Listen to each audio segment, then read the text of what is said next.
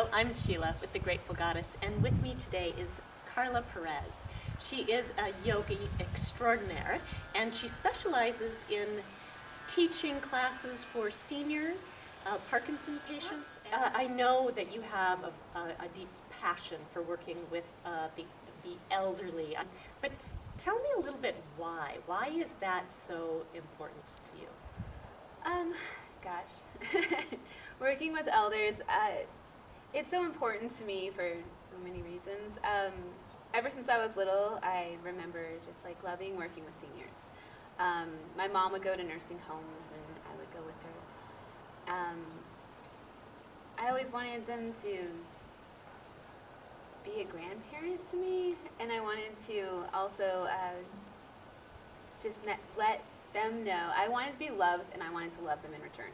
That's really what it came down to, because that's what a grandparent was to me. Like, here's somebody who's older than you, and you love them, and they love you, and it's like lovely. Catholic, and she was a Eucharistic minister, so Okay. she would go as a service to the community, And administer, to people who were Catholic, and then I would just like run around and like want to hug whoever. So fast forward many years, obviously. And I was lucky enough to have the opportunity to start working with seniors, teaching chair yoga to people with limited mobility and in underserved populations. From there, I started realizing it's like it woke me back up. Mm-hmm. It just woke me up to the love that like I wanted to love them, and I was lucky enough to be loved in return. There's so many times I think we're lucky enough, or if we're lucky enough, we can be loved into this world, and I think that we deserve to all be loved right back out of it, and everything in between. With seniors, there's, especially if you're going into nursing homes, assisted living centers, independent living centers, there are not necessarily, depending on where you're at, there's not necessarily a lot of they try to provide activities, but they're sort of limited in what they're providing. When I started working with seniors in nursing homes, I found that singing to them really brightened, and it almost I'd say each step, everything that I learned just made me more in love with what I do. It's at first it was just movement. We're moving. Oh, they're not. They're moving some, but they're not responding as much. And then it was, well, I'm going to sing to them and move. And, you start seeing this this light that I think we forget is shining within people. Do you think it awakens their inner child? Is it sort of that getting to play again? I think that's part of it. I mean, I've had people ask me when I sing or when I do these certain games if people find it condescending, because you're treating them like a child. And I was like, I think there's this part of us that doesn't ever really grow up, right? There's that part that still feels like I'm 40, but, I feel like I'm still 20, and yet it comes along with this wisdom and this, it comes along, you become a more complete package. Like, you're just this little piece, and then you become more. So they're like this whole complete package. Even if some of it is due to dementia or whatever, some of that package, like they forget some of that package, like they're still that complete package. And I think that somebody going in and reminding them, your light's shining, thank you, you're beautiful, thank you. And I really do feel it. I can walk into a place and I could be tired, I could be worn out. I leave there feeling like I'm lit up too. So they shine their light onto me. I get to go shine my light onto other people. I shine my light onto them. It's a win-win situation all around. So you sort of went into it because you wanted to be of service to them, and you found that it was actually being as much of a gift to yourself. At least as much. I mean, I've learned so much. I mean, I went into it because I was just lucky enough to have been given this opportunity here to teach these classes. I was working with a nonprofit, but from that, I was able to, I was able to go somewhere else with it. Yeah. And do you think that it's the yoga poses themselves, being able to open up the chest, move energy in the body, that just, or is it just the connection? I think it's a combination. I think that it's a combination of the movements. I mean, definitely, you feel better when you're able to move some. Even if there's limited movement, a little bit of a twisting, your back is tight from sleeping all night, not being able to move around in bed to even get comfortable. Like, sometimes there's such limited mobility, they're not flipping and flopping in their bed to find a comfortable position. Right. So I think that's part of it, like finding a sense of comfort and finding a sense of connection again with the body, no matter what the movement is, even if it's just like a little movement, just kind of connecting with what can I do today. I've seen people progress from being able to reach their arm here to up here. So do I think that that's part of it? Like, you can kind of open up through some of the movements? Yes. But I think that another huge part of it, and part that maybe is sometimes missing from exercise classes with seniors, is that it's about the love. Like, it's what you bring in and offer to them. Going in there with your heart as wide open as it can be. And in life, we're often taught reasons to kind of pull back, and how you don't give love freely. It's love is earned. Love is, it has all these, like, we have all these sort of ideas about what it is.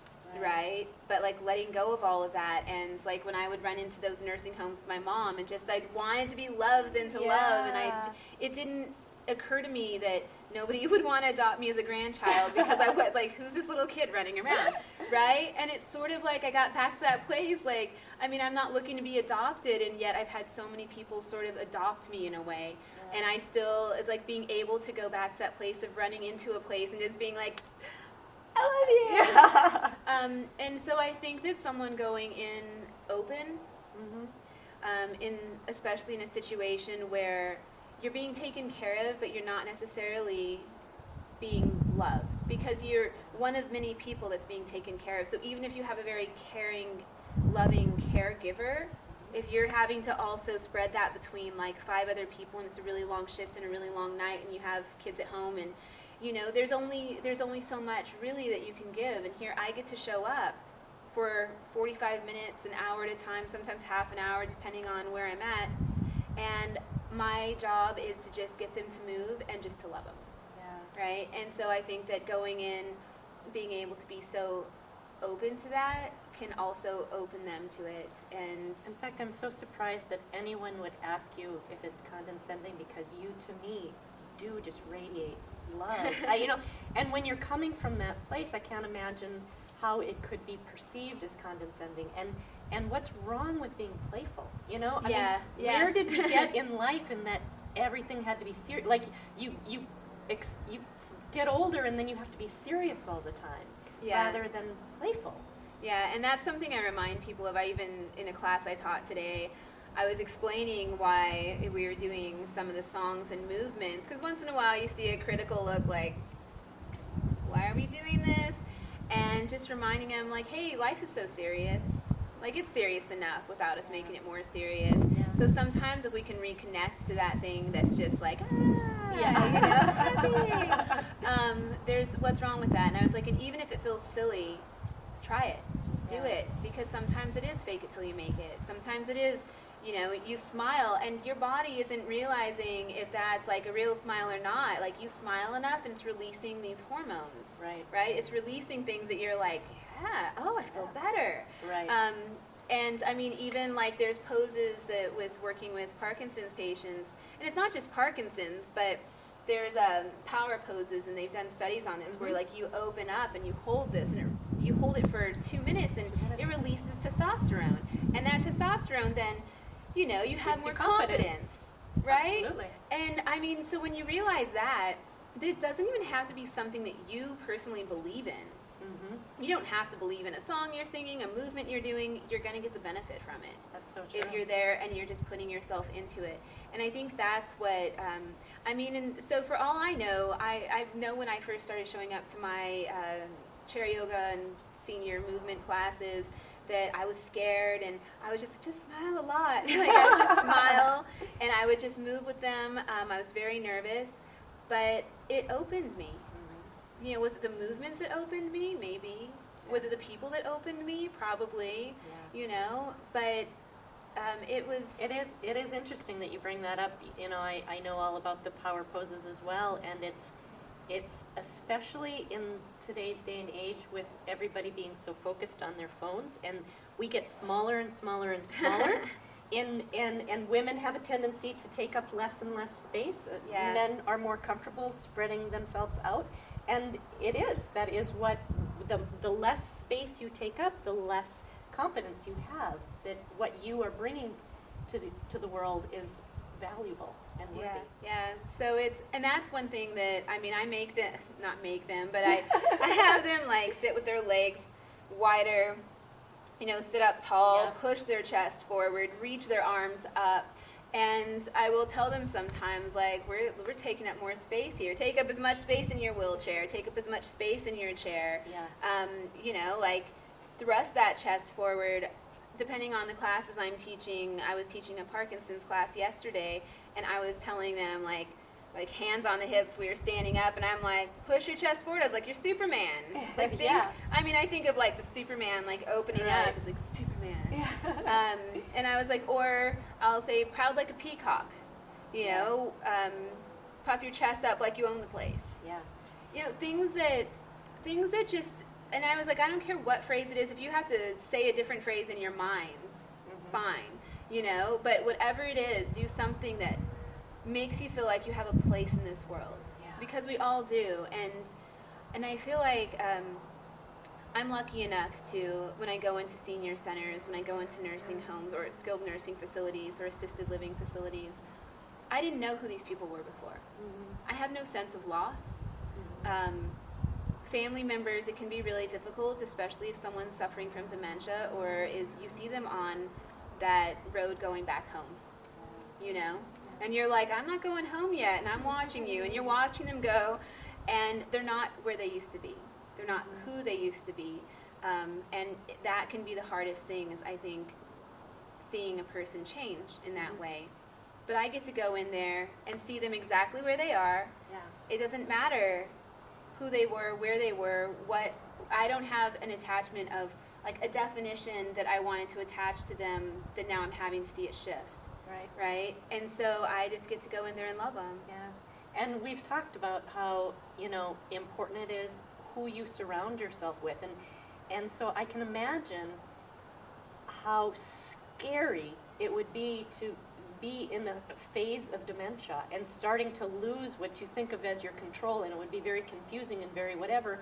And then your loved ones come in and they're scared because they see you as a different person than you were, and now all of a sudden it's a frenzy of scared. Yeah. So that's so true. It's like you can come in just wherever they are and just love them where they are without any judgment or stories of what they used to be and who they used to be, and just appreciate who they are. Yeah. It definitely has opened me up. There was this guy, Bill, who was suffering from dementia, and I would see him every day, like, passing, and he wouldn't usually come to my classes, but I would talk to him. He was sweet, and I'd find out, like, what he did. He told me what his job used to be, like, what his favorite college team is, that he likes football. You know, he would give me little details about his life. And so then when I'd see him again, hey, Bill, you know, have you had any spaghetti and meatballs lately? He loves spaghetti and meatballs, or anything, anything that was, like, Italian. You know, hey, Bill, like, you know, just a sense of familiarity. And it went from, how are you doing today, Bill?